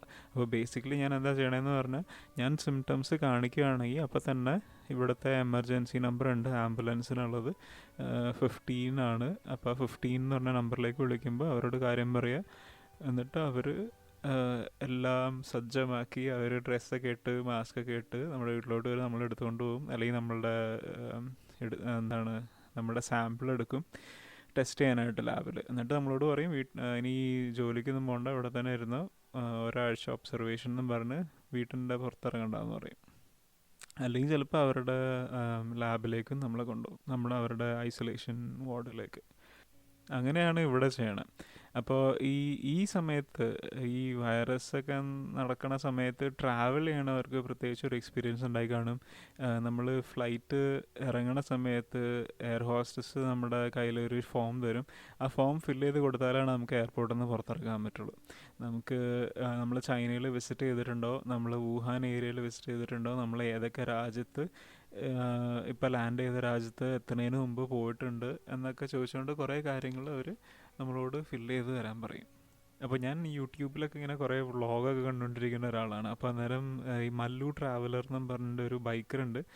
പുള്ളി യൂറോപ്പിലേക്ക് ബൈക്ക് മാർഗം പോയിക്കൊണ്ടിരിക്കുന്ന സമയമാണ്. പുള്ളി ഇപ്പോൾ അസർബൈജാനിൽ എത്തിയായിരുന്നു. അപ്പോൾ അവിടെ വെച്ചിട്ട് എന്തോ ബൈക്കിന് കുറേ പ്രശ്നങ്ങളൊക്കെ ആയിട്ട് പുള്ളി കുറച്ച് ബ്രേക്ക് എടുക്കാമെന്നും പറഞ്ഞ് പുള്ളി നാട്ടിലേക്ക് ഫ്ലൈറ്റ് എടുത്ത് വരാൻ തീരുമാനിച്ചു. പുള്ളി നാട്ടിലെത്തി കഴിഞ്ഞിട്ട് പുള്ളി ഈ ബൈക്ക് മാർഗം പോയ റൂട്ടിൽ ഇറാൻ ഉണ്ടായിരുന്നു. അങ്ങനെ കുറച്ച് ഇൻഫെക്ഷൻ സംഭവിച്ച രാജ്യങ്ങളുണ്ടായി. അപ്പോൾ ഇറാൻ പ്രത്യേകിച്ച് ഇങ്ങനെ ന്യൂസിലൊക്കെ വന്ന് നിറഞ്ഞു നിന്ന സമയമാണ്. അപ്പോൾ അതുകൊണ്ട് തന്നെ ഇറാൻ ഈ ലിസ്റ്റിനകത്തുണ്ട്. നമ്മുടെ ചൈന പോലെ ഒരു ഔട്ട് ബ്രേക്ക് സംഭവിച്ച സ്ഥലമായിട്ട് തന്നെയാണ് ഇറാനെ കണക്കാക്കുന്നത്. അപ്പോൾ അവിടെ പോയി എന്നുള്ള അടിസ്ഥാനത്തിൽ ഈ മല്ലു ട്രാവലർ എന്ന് പറഞ്ഞ വ്ളോഗറിനെ ഒരാഴ്ച ഇപ്പോൾ ഇൻസ്പെക്ഷനിൽ വെച്ചേക്കാണ്. പുള്ളി അതിനെക്കുറിച്ച് വ്ളോഗ് ചെയ്യുകയൊക്കെ ഉണ്ടായി. അപ്പോൾ അത് വേണമെങ്കിൽ ഒന്ന് യൂട്യൂബിൽ ചെന്ന് കണ്ടു. അടിപൊളിയാണ്. ഈ വൈറസ് പിടിപെട്ടാൽ നമുക്ക് എത്ര നാളിനുള്ളിൽ പനി പിടിക്കാൻ സാധ്യതയുണ്ടെന്നുള്ള ഒരു ഡേറ്റയും കൂടെ കിട്ടിയിട്ടുണ്ട്. അപ്പോൾ അതിനകത്ത് 7 ദിവസത്തിൻ്റെ ഉള്ളിലാണ് മിക്ക കേസുകളിലും നമുക്ക് അതിൻ്റെ സിംറ്റംസോ അല്ലെങ്കിൽ നമുക്ക് പനിയായിട്ടോ ഒക്കെ ഫീൽ ചെയ്യാൻ തുടങ്ങുന്നത്. 8ാമത്തെ ദിവസത്തിൽ നമുക്ക് ഷോർട്ട്നെസ് ഓഫ് ബ്രെത്തും 9ാമത്തെ ദിവസത്തിൽ നമുക്ക് റെസ്പിറേറ്ററി ഡിസ്ട്രെസ് സിൻഡ്രോം ഡെവലപ്പ് ചെയ്യാൻ തുടങ്ങും. അത് കഴിഞ്ഞിട്ട് 11ാമത്തെ ദിവസം നമ്മൾ ICUവിൽ അഡ്മിറ്റ് ചെയ്യേണ്ട അവസ്ഥ വരെ എത്തും. അപ്പോൾ ഇതൊക്കെ റഫ് നമ്പേഴ്സാണ്. ഇപ്പോൾ അവൈലബിൾ ആയിട്ടുള്ള പേഷ്യൻസിൻ്റെ അനലൈസ് ചെയ്ത ഡേറ്റ വെച്ചിട്ട്, അവരുടെ ഹിസ്റ്ററി വെച്ചിട്ട്. പിന്നെ നമ്മൾ അറിഞ്ഞിരിക്കേണ്ട വേറെ ഇൻഫർമേഷൻ, ഇത് എത്ര പെട്ടെന്നാണ് ഈ വൈറസ് സ്പ്രെഡ് ചെയ്യുന്നതെന്നുള്ളതാണ്. അപ്പോൾ ഈ വൈറസ് മിക്ക കേസിലും മെഡിക്കലി ഇത് മെഷർ ചെയ്യുന്നത് R0 എന്ന് പറഞ്ഞ ഒരു നമ്പർ വെച്ചിട്ടാണ്. R0 എന്ന് പറഞ്ഞാൽ എത്ര പേഷ്യൻസിനെയാണ് ഒരു പേഷ്യൻറ്റിന്, അല്ലെങ്കിൽ എത്ര ആൾക്കാരെയാണ് ഒരു പേഷ്യൻറ്റിന് ഇൻഫെക്റ്റ് ചെയ്യാൻ പറ്റണേ എന്നുള്ളത്. അപ്പോൾ ഇപ്പോഴത്തെ എസ്റ്റിമേറ്റ് അനുസരിച്ച് കൊറോണ വൈറസിൻ്റെ റേറ്റ് ഓഫ് സ്പ്രെഡ്, അതായത് R0 എന്നുള്ളത് 2.2 ആണ്. എന്നുവെച്ചാൽ 2.2 ആൾക്കാരിലേക്ക് ഒരാൾക്ക് ഇത് സ്പ്രെഡ് ചെയ്യിക്കാനുള്ള ശക്തി ഉണ്ടെന്ന്. അപ്പോൾ ഒരു കമ്പാരിസണിന് വേണ്ടിയിട്ട്, ഇത് ഒറിജിനൽ ഡേറ്റ എന്നുള്ള ഒരു ഇൻഫർമേഷനാണ്. പക്ഷേ WHO പറയണത് ഇത് 1.4 ആണെന്നാണ്. വേറെ ഡേറ്റ വെച്ചിട്ടുള്ള അനാലിസിസിൽ അവർ പറയുന്നത് 3.5 ആണെന്നാണ് R0. അപ്പോൾ 2 to 3 റേഞ്ചിലാണ് അത്രയും ആൾക്കാരെ ഒരു ഇൻഫെക്റ്റഡ് ആളിന് ഇൻഫെക്റ്റ് ചെയ്യാൻ സാധിക്കും എന്നുള്ളതാണ് ജനറൽ കൺക്ലൂഷൻ. എത്ര ആൾക്കാരിലേക്ക് ഈ വൈറസ് എത്തിപ്പെടാൻ പറ്റും എന്നുള്ളതും നമ്മൾ അറിഞ്ഞിരിക്കേണ്ട ഒരു കാര്യമാണ്. അപ്പോൾ ഒരു റഫ് കാൽക്കുലേഷൻ അനുസരിച്ച്, അതായത് വെതർ ഫിനോമിനൻ ഇൻക്ലൂഡ് ചെയ്യാണ്ട് വെതറിൻ്റെ ഇഫക്ട്സ്, അതായത് ചൂട് ക്ലൈമറ്റോ അല്ലെങ്കിൽ തണുത്ത ക്ലൈമറ്റോ ഒന്നും കണക്ക് കൂട്ടാണ്ട് ഒരു റഫ് എസ്റ്റിമേറ്റ് എന്ന് പറഞ്ഞാൽ ഓൾമോസ്റ്റ് 54 മില്യൺ ആൾക്കാരെ 12 മാസത്തിൻ്റെ ഉള്ളിൽ ഇൻഫെക്റ്റ് ചെയ്യാൻ സാധിക്കും എന്നാണ് ഇവർ പറയുന്നത്. ഇത് ഇപ്പോഴത്തെ റേറ്റ് ഓഫ് ഇൻഫെക്ഷൻ അനുസരിച്ചിട്ടാണ്. എന്നുവെച്ചാൽ നേരത്തെ പറഞ്ഞ R0 എന്നുള്ള നമ്പർ 3 അപ്രോക്സിമേറ്റ് ചെയ്തിട്ട് ഒരു മാസത്തിൽ എത്ര, ഒരു വർഷത്തിൽ എത്ര, ഒരു അങ്ങനത്തെ ഒരു സിമ്പിൾ മൾട്ടിപ്ലിക്കേഷൻ വെച്ച് കാൽക്കുലേറ്റ് എടുത്ത നമ്പറാണ് 54 മില്യൺ ആൾക്കാരിലേക്ക് ഇത് എത്തുന്നത്. പിന്നെ ഇതൊരു സിവിയർ പാൻഡമിക് ആണോ? പാൻഡമിക് എന്ന് പറഞ്ഞാൽ നേരത്തെ പറഞ്ഞു കുറേ ലാർജ് ഏരിയയിലേക്ക് സ്പ്രെഡ് ചെയ്യുന്ന ഒരു ഡിസീസ്. എൻഡമിക് എന്ന് പറഞ്ഞാൽ ഒരു സ്പെസിഫിക് റീജിയനിൽ മാത്രം കണ്ടുവരുന്ന ഒരു ഡിസീസ്. ഇപ്പോൾ വുഹാൻ എന്ന് പറഞ്ഞ റീജിയനിൽ മാത്രമാണ് കൊറോണ വൈറസ് കണ്ടുവന്നതെങ്കിൽ അതൊരു എൻഡമിക് കേസായിട്ടാണ് പറയുള്ളൂ. ഇപ്പോൾ പാൻഡമിയ എന്ന് പറയുമ്പോൾ എല്ലായിടത്തേക്കും സ്പ്രെഡ് ചെയ്യുന്ന ഒരു ഡിസീസ്. ഇപ്പോൾ ശരിക്കും ടെക്നിക്കലി ഒരു പാൻഡമിക് ആണ്. പക്ഷേ WHO നേരത്തെ പറഞ്ഞ പോലെ ആൾക്കാരിലേക്ക് പാനിക് വരാണ്ടിരിക്കാനായിട്ട് അത് അങ്ങനെ പ്രൊനൗൺസ് ചെയ്തിട്ടില്ല എന്നേ ഉള്ളൂ. അപ്പോൾ ഒരു പാൻഡമിക് ഡിസീസ് സിവിയർ ആണോ അല്ലയോ എന്ന് ഡിസൈഡ് ചെയ്യണത് എത്ര പേര് മരിച്ചു, എത്ര % ആൾക്കാർ മരിച്ചു എന്നും പിന്നെ അതിൻ്റെ R0 വെച്ചിട്ടാണ്, R0 നമ്പർ വെച്ചിട്ട്. അപ്പോൾ കമ്പാരിസണിന് വേണ്ടിയിട്ട് സാർസും മെർസും ഓൾമോസ്റ്റ് 8% മോർട്ടാലിറ്റി റേറ്റ് ഉണ്ടായി ഈ ഡിസീസ് എഫക്റ്റ് ചെയ്ത ആൾക്കാരിൽ. പിന്നെ പക്ഷേ അതിൻ്റെ R0 നമ്പർ കുറവായിരുന്നു. അപ്പോൾ അതായത് കുറച്ച് പേരിലേക്കാണ് പകരുള്ളൂ. പക്ഷേ അതേസമയം H1N1 ഫ്ലൂ വന്നപ്പോൾ കുറേ ആൾക്കാരിലേക്ക് സ്പ്രെഡ് ചെയ്യുകയും കുറച്ച് മരണങ്ങളാണ് സംഭവിച്ചിട്ടുള്ളൂ. പക്ഷേ ഈ ഡിസീസ്, അതായത് കൊറോണ നമ്മൾ വിളിക്കുന്ന COVID-19 രണ്ടും ഉണ്ട്. ഹൈ മോർട്ടാലിറ്റി റേറ്റും ഉണ്ട്, ഹൈ ROയും ഉണ്ട്. അപ്പോൾ ടെക്നിക്കലി ഇതൊരു സിവിയർ പാൻഡമിക് ആണ്. പക്ഷേ അങ്ങനെ നമ്മൾക്കത് അത്രയും ആയിട്ടില്ല. ഇപ്പോഴും നമ്പർ ഓഫ് കേസസ് റിപ്പോർട്ട് ചെയ്തേക്കണ ആ ഒരു പീക്കിലെത്തിയിട്ടില്ല, ആ ഒരു പ്ലേറ്റോയിൽ എത്തിയിട്ടില്ല. ചൈനയിൽ മാത്രമാണ് നമ്പർ ഓഫ് റിപ്പോർട്ടഡ് കേസസ് ഒരു പ്ലേറ്റോ ആയിട്ടുള്ളൂ. ബാക്കിയുള്ള രാജ്യങ്ങൾ, അതായത് India, China, India, Europe, America, ഇവിടെയൊക്കെ ഇപ്പോഴും ഗ്രോ ചെയ്തുകൊണ്ടിരിക്കുകയാണ് number of cases. John Hopkins യൂണിവേഴ്സിറ്റിയുടെ centre for system science and engineering develop ചെയ്തൊരു ടൂളുണ്ട്. ഈ COVID-19 സ്റ്റേറ്റസ് ലോകത്തെമ്പാടുമുള്ള നമ്പർ ഓഫ് റിപ്പോർട്ടഡ് കേസസും നമ്പർ ഓഫ് റിക്കവേർഡ് കേസസും എല്ലാം ഒന്ന് കാണാനായിട്ട് ഒരു സമ്മറി പോലെ, ഒരു വിഷ്വൽ സമ്മറി. അപ്പോൾ അതൊരു ഓൺലൈൻ എല്ലാവർക്കും ഈ ഫ്രീ ആയിട്ട് ആക്സസ് ചെയ്യാൻ പറ്റുന്ന ഒരു വെബ്സൈറ്റാണ്. അത് നിങ്ങൾ ചുമ്മാ GISCSSE എന്ന് സെർച്ച് ചെയ്ത് കൂട്ടത്തിൽ COVID-19 കൂടെ ആഡ് ചെയ്യുമ്പോൾ ഫസ്റ്റ് വരുന്ന റിസൾട്ടായിരിക്കും. അപ്പോൾ ഇതിനകത്ത് തന്നെ നിങ്ങൾക്ക് കാണാൻ പറ്റും number of cases reported in China already ഒരു പ്ലേറ്റോ ആയിരുന്നു. ബാക്കിയുള്ള രാജ്യങ്ങളുടെ കേസസ് ഒരു വിഷ്വലി കാണിച്ചിട്ടില്ല, പക്ഷേ നിങ്ങൾക്ക് നമ്പർ എടുത്ത് കൗണ്ട് ചെയ്ത് ഓവർ ടൈം നോക്കാൻ പറ്റുന്നതാണ്. ഇവരുടെ ഡേറ്റ സെറ്റ് ഗിറ്റ് ഹബിൽ, ഇപ്പോൾ എന്തെങ്കിലും ഡേറ്റ സയൻസിലൊക്കെ ഇൻട്രസ്റ്റ് ഉള്ള ആൾക്കാരാണെങ്കിൽ ഇവരുടെ ഗിറ്റ് ഹബ് റിപ്പോസിറ്ററിയിൽ ഇവർ അതിൻ്റെ ഡേറ്റ അപ്ഡേറ്റ് ചെയ്യേണ്ട ടൈം സീരീസ് ആയിട്ട്. അപ്പോൾ നിങ്ങൾക്ക് വേണമെങ്കിൽ ചെക്കൗട്ട് ചെയ്യാവുന്നതാണ് എങ്ങനെയാണ് ഈ number of reported cases evolve ചെയ്യണമെന്നുള്ളത്. ഈ വൈറസ് കിട്ടിക്കഴിഞ്ഞാൽ എങ്ങനെ ട്രീറ്റ് ചെയ്യും എന്നുള്ളത് ഇപ്പോഴും ഡിബേറ്റ് ചെയ്തുകൊണ്ടിരിക്കുന്ന സംഭവമാണ്. ആൾക്കാർ, പല കമ്പനീസും വാക്സിൻ ഡെവലപ്പ് ചെയ്തുകൊണ്ടിരിക്കുകയാണ് ഇതിന് വേണ്ടിയിട്ട്. നമ്മൾ ആൻറ്റിബയോട്ടിക്സ് എടുത്തിട്ട് കാര്യമില്ല, ആൻറ്റി വൈറൽ എന്തെങ്കിലും എടുക്കണം. പിന്നെ പറയുന്നത് ഈ സപ്ലിമെൻ്റൽ ഓക്സിജൻ, വെൻറ്റിലേറ്റർ വെച്ചിട്ട് നമ്മൾ എക്സ്ട്രാ ഓക്സിജൻ എടുത്ത് മോണിറ്റർ ചെയ്തുകൊണ്ടിരുന്നാൽ മതി എന്നുള്ളതും ആൾക്കാർ പറയുന്നുണ്ട്. പക്ഷേ എന്തോരം വെൻറ്റിലേറ്റേഴ്സ് ഉണ്ട്, എന്തോരം ICUs ഉണ്ട് നമ്മുടെ നാട്ടിലെന്ന് ആലോചിച്ചാൽ നമുക്ക് എല്ലാവരെയും ട്രീറ്റ് ചെയ്യാനുള്ളൊരു ഫെസിലിറ്റി ആയോ എന്നുള്ളത് അറിയില്ല. അപ്പോൾ ഇതാണ് ബേസിക്കലി നമ്മുടെ സിറ്റുവേഷൻ. നമുക്കിപ്പോൾ ട്രീറ്റ് ചെയ്യാൻ പ്രത്യേകിച്ച് മാർഗങ്ങളൊന്നുമില്ല, വാക്സിൻ ഡെവലപ്പ് ആയിട്ടില്ല. പക്ഷേ നമുക്കിപ്പോൾ ചെയ്യാൻ പറ്റുന്നത്, പേഴ്സണലി നമുക്കിപ്പോൾ ചെയ്യാൻ പറ്റുന്നത് ഹൈജീൻ മെയിൻറ്റെയിൻ ചെയ്യുക. നിങ്ങൾ കേട്ടിട്ടുണ്ടാവും, കൈ എപ്പോഴും വാഷ് ചെയ്യുക 20 സെക്കൻഡ് സോപ്പ് വെച്ചിട്ടാണെങ്കിലോ അല്ലെങ്കിൽ 60% ആൽക്കഹോൾ കണ്ടൻ്റ് ഉള്ള സാനിറ്റൈസർ വെച്ചിട്ടോ കൈ വാഷ് ചെയ്യുക എപ്പോഴും. പിന്നെ ഷെയ്ക്ക് ഹാൻഡ് ഒഴിവാക്കുക. അനുപം കെയർ ട്വിറ്ററിൽ പറഞ്ഞ പോലെ നമ്മൾ എല്ലാവർക്കും നമ്മുടെ നമസ്തേ എന്ന് പറഞ്ഞ എല്ലാവരെയും സ്വീകരിക്കുക, ഷെയ്ക്ക് ഹാൻഡ് ഒഴിവാക്കുക. ഇപ്പോൾ ഫ്രാൻസിൽ ഒരു കൾച്ചറാണ്, ഒരു കൾച്ചറൽ സംഭവമാണ്. ആൾക്കാരെ മീറ്റ് ചെയ്യുമ്പോൾ ബിസു എന്നും പറഞ്ഞ് നമ്മൾ 2 ചീക്കിലും ഉമ്മ വെക്കും. അപ്പോൾ ചില സ്റ്റേറ്റ്സിൽ പോകുമ്പോൾ, ഫ്രാൻസിലെ വേറെ സ്ഥലങ്ങളിൽ പോകുമ്പോൾ ചിലപ്പോൾ അത് 4 പ്രാവശ്യം വരെ ആയിന്ന് വരും. അപ്പോൾ അങ്ങനെ ചെയ്യരുതെന്നാണ് ഇപ്പോൾ പുതിയ റൂള്. ഫ്രാൻസിലെ അറ്റ്ലീസ്റ്റ് ഞാൻ വർക്ക് ചെയ്യണ ലാബിലെ ഇൻറ്റേർണൽ സജഷൻ എന്ന് പറഞ്ഞാൽ, റെക്കമെൻഡേഷൻ എന്ന് പറഞ്ഞാൽ ഈ ബിസ് ഒഴിവാക്കുക, ഷെയ്ക്ക് ഹാൻഡ്സ് ഒഴിവാക്കുക. അപ്പോൾ ഇങ്ങനെ ഒരു പേഴ്സണൽ ഹൈജീൻ മെയിൻറ്റെയിൻ ചെയ്യുക, അതാണ് അവർ ഉദ്ദേശിക്കുന്നത്. അപ്പോൾ ഇതിൻ്റെ ഇടയ്ക്ക് കുറേ ടിക്ടോക്കിലും കുറേ ഇൻസ്റ്റാഗ്രാമിലൊക്കെ കുറേ വൈറൽ വീഡിയോസൊക്കെ ഇറങ്ങിയിട്ടുണ്ട്. പുതിയ ഷെയ്ക്ക് ഹാൻഡിൻ്റെ രീതി കണ്ടുപിടിച്ചു എന്നൊക്കെ പറഞ്ഞുകൊണ്ട് കാല് വെച്ചിട്ട് അങ്ങോട്ടും ഇങ്ങോട്ടും ഷെയ്ക്ക് ഹാൻഡ് ചെയ്യണ പോലെ ഒരു ആക്ഷൻ ഡെവലപ്പ് ചെയ്തു എന്നൊക്കെ പറഞ്ഞുകൊണ്ട്. പിന്നെ ചെയ്യാൻ പറ്റുന്നത് ഇങ്ങനെ ഗ്യാതറിങ്സ് ഒക്കെ ഒഴിവാക്കുക. ഇപ്പോൾ കുറേ മ്യൂസിക് ഫെസ്റ്റിവൽസോ അല്ലെങ്കിൽ ഇങ്ങനെ എന്തെങ്കിലും പാർട്ടീസോ കോൺഫറൻസസോ അതൊക്കെ മാക്സിമം ഒഴിവാക്കാൻ നോക്കുക. നമ്മുടെ നാട്ടിൽ എന്തോരം കേസ് സിവിയർ ആണെന്ന് തോന്നണില്ല അത്രയും. പക്ഷേ ഇവിടെയൊക്കെ ഫ്രാൻസിലിപ്പോൾ ഓരോ ദിവസവും 100-150 പേഷ്യൻസ് വെച്ച് റിപ്പോർട്ട് ചെയ്ത് വരുന്നുണ്ട്.